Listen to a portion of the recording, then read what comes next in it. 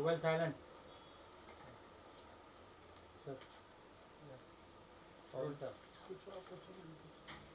राजू जी, शुरुआत आप ही से करेंगे। बताइए कहाँ से कैसे पता चला आपको विष्णु जी के बारे में? How did you and Anil ji come together to help? या मैं इस वक्त अपने दोस्त अनिल मुरारका और विष्णु जी के साथ बैठा हुआ हूँ।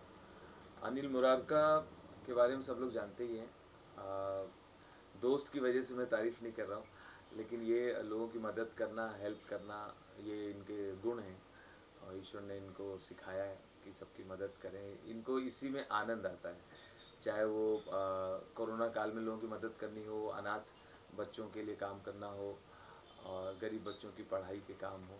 तो ये सब देख देख के हम सबको प्रेरणा मिलती है। तो इसी कड़ी में अनिल ने मुझे एक दिन विष्णु जी की न्यूज़ दिखाई। न्यूज़ चैनल उन्होंने देखा था तो फिर मुझे मोबाइल पे दिखाया इन्होंने। और विष्णु तिवारी ना, हाँ, विष्णु तिवारी जी के बारे में बताया कि इस शख्स ने 20 साल उत्तर प्रदेश की जेल में बेकसूर गुजारे, निर्दोष होते हुए 20 साल जेल में रहे। 20 साल बाद इनके खिलाफ कोई सबूत नहीं मिला और कोई जुल्म साबित नहीं हुआ और जज ने और प्रशासन ने इनसे माफ़ी मांगी और फिर इनको बाइज्जत बरी कर दिया। तो हम लोग, मैं और अनिल सोचने लगे कि यार ये किसी के साथ भी हो सकता था। अगर हम लोग साथ होता तो हम एक एक दिन आदमी कैसे गुजारता, आदमी तो पागल ही हो जाता, या लाश ही बाहर आती, या बंदा या तो आत्महत्या कर लेता। तो मुझे लगा कि बहुत ये मजबूत आदमी हैं और बहुत धैर्य वाले हैं, पेशेंस हैं, और कैसे ये लड़े होंगे, कैसे इन्होंने संघर्ष किया होगा। तो हमें लगा हम सिर्फ न्यूज़ क्यों देखें, न्यूज़ देख के सब भूल जाते हैं, तो क्यों ना कुछ मदद करें। न्यूज़ सिर्फ इसलिए नहीं आती कि हम उससे मनोरंजन लें। तो मैंने अनिल से कहा कि मैं खुद मदद करना चाहता हूँ, आप सिर्फ विष्णु तिवारी जी को ढूंढो। और ललितपुर में ये ढूंढे गए, खोजे गए, और मुझे बड़ी खुशी है कि आज ये मेरे निवास पे आए हैं और यहाँ हम लोग बैठे हुए हैं। Anil ji, your thoughts? How important is philanthropy? philanthropy is just a word. It's not about that particular word or a CSR activity.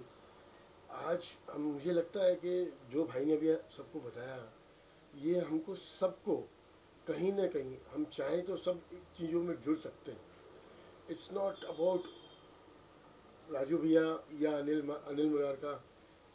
हम सब अपने प्रयास में या अपने तरीके से या अपनी अपनी अपनी एक लिमिट में कुछ ना कुछ समाज के लिए करते चलेंगे ना, तो ये देश रियली, एक टाइम था जब हम इस हिंदुस्तान को लोग सोने की चिड़िया बोलते थे, वो दौर वापस आएगा। There are movements right now happening, things are moving around, but हमको सब कुछ जुड़ना पड़ेगा। बात करें अपन विष्णु जी की, मैं नमन करता हूँ इनको, इनके साहस को, कि इन्होंने 20 साल कैसे वहाँ निकाले। मैं बोलता हूँ 20 घंटे भारी पड़ते हैं आज अंदर जाने में, और जिस तरीके से आज जेल वाले पेश आते हैं हम सबको पता है। 20 साल इन्होंने हौसला जुटाए रखा, निरंतर अपने आप से लड़ते रहे। विष्णु जी, मेरे पास शब्दों की कमी है। मुरारी जी, भाई साहब, आपका बहुत बहुत नहीं विष्णु जी, आपका अपना बड़प्पन है। आपके आप एक आशीर्वाद से, और हमारे सर माननीय राजू भाई साहब जी हैं, जो उनके योगदान सहयोग से हम आज उनके निवास पर बैठे हैं, और इनके ये दुआ आशीर्वाद है, और सब गणेश भगवान और माता रानी की, जो हमने गुनाह ही नहीं किया था और बेगुनाह थे, जो हमने, तो हमें ये था कि हम बेगुनाह हैं, तो एक न एक दिन हमारी भगवान मालिक सुनेगा, जो इस समाज में और दुनिया को हम ये दिखा पाएंगे। इसलिए हम हिम्मत जुटाए रहे, और आप लोगों के आशीर्वाद से, आप लोगों की दुआएं हमें यहाँ तक खींच लाई हैं, और जो हम आपके समक्ष बैठे हैं। नहीं तो हम तो क्या है, कीड़े के समान पता नहीं दफन हो जाते वहीं।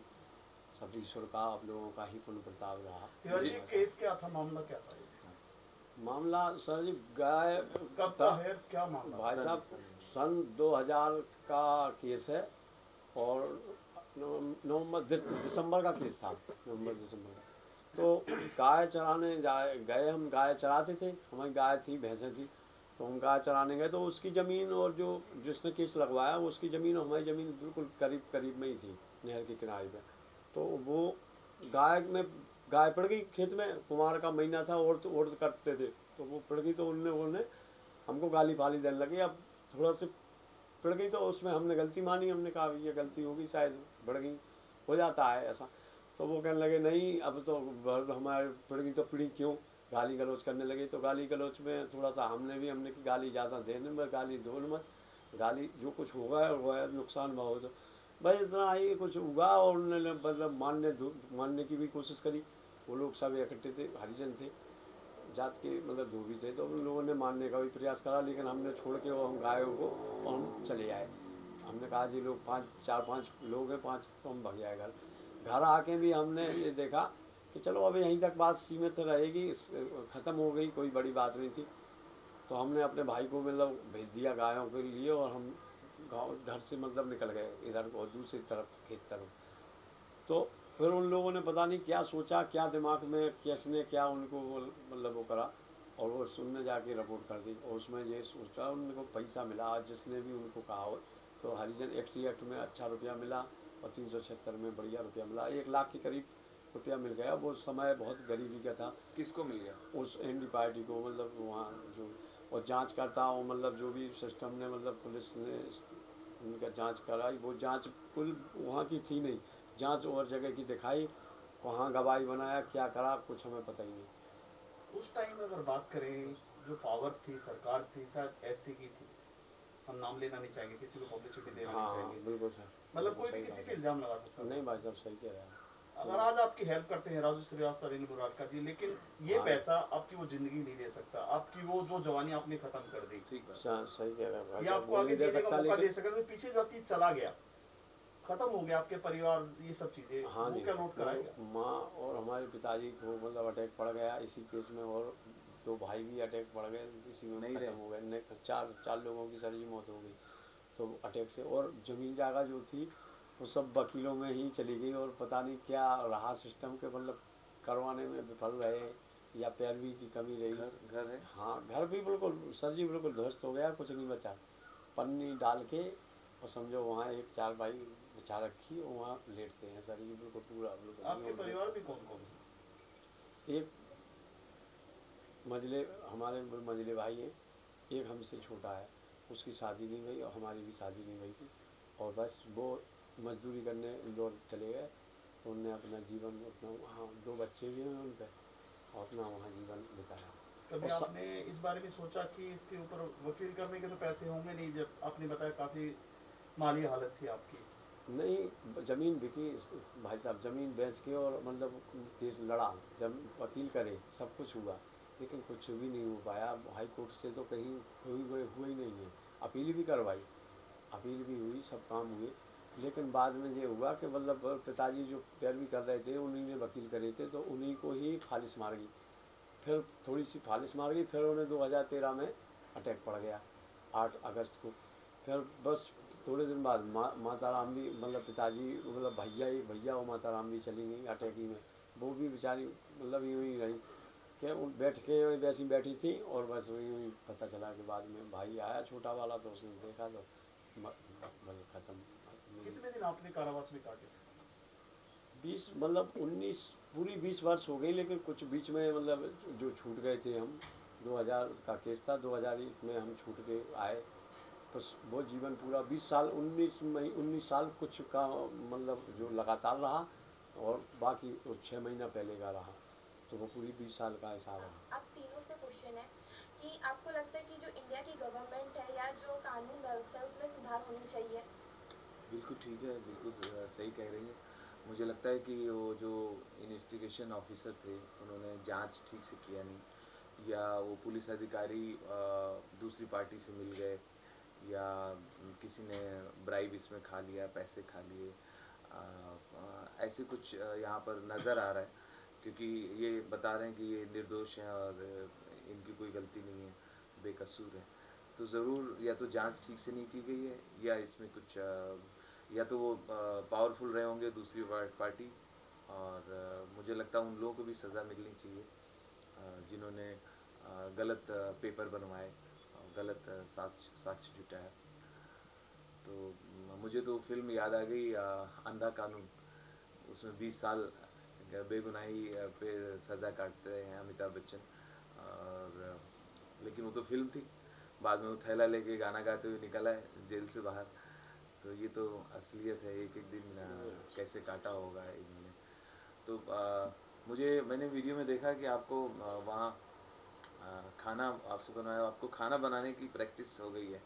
हाँ जी सर जी, खाना अब बनाने जब की शौक है। उतने समय से अब खाने ही बनाते रहे सर जी वहाँ और कितना क्या। क्या बनाते थे? बस ये मतलब जो रोटियां हैं, दाल है, बस यूँ ही बनाते रहे, जो भी काम मिल जाता था वो कर लेते थे। रवि, आपको कैसे वास्ता पड़ा, कैसे मिले ये, कैसे बुलाया आपने, मतलब आप तक जी। कैसे पहुंचा अनिल मोरारकर आप तक? मुझे सोशल मीडिया पे या फिर किसी ने बताया आपको? बिल्कुल अनिल ने किसी न्यूज़ चैनल में देखा था ये न्यूज़, तो फिर वो उन्होंने लाके मुझे मोबाइल पे दिखाया वीडियो।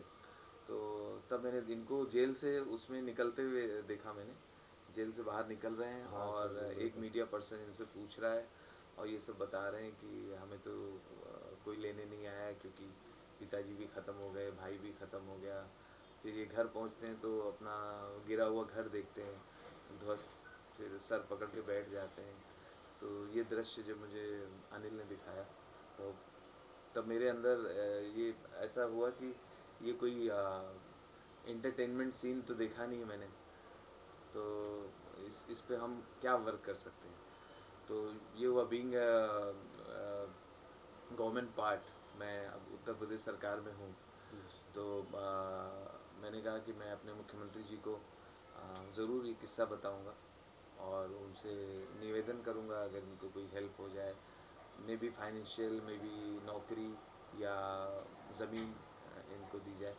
लेकिन जहाँ तक मैं सारे कानून समझता हूँ, मुझे लगता है कि ये एक लंबा प्रोसेस होगा, क्योंकि इनकी तरह के मुझे बताए कई केस हुए हैं कि वो पूरी लिस्ट बनानी होगी और सबको ढूंढना होगा। वो पूरा एक प्रोसेस है, पूरी प्रक्रिया है, क्योंकि किसी एक की हेल्प शायद सरकार नहीं कर सकती, करेगी तो ऐसे सारे बेगुनाहों की होगी।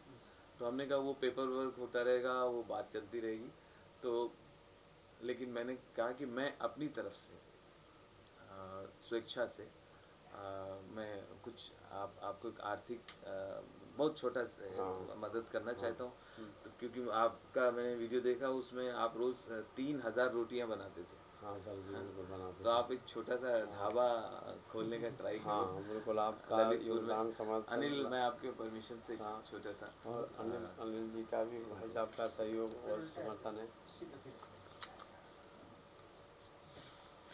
आप नमित मानते जी, हो राजू what जी, next अंधा कानून for, है, आप मानते हो कानून से आप जुड़ गए हैं, आप एक संसद में बैठते हैं, मंत्री मतलब पूरी यूपी यूपी गवर्नमेंट से जुड़े हैं, तो आप इस चीज़ को मानते हैं कि कहीं ना कहीं ये कानून की गलती है, सरकार की गलती है, देश की गलती है, कि गलती से किसी को अगर ऐसे जेल में डाल देना तो सरकार का पूरा पूरा हक बनता है कि उसकी लाइफ के पूरे दिन या फिर उसका पैसा वैसा जो है सरकार को पूरी हेल्प करनी चाहिए।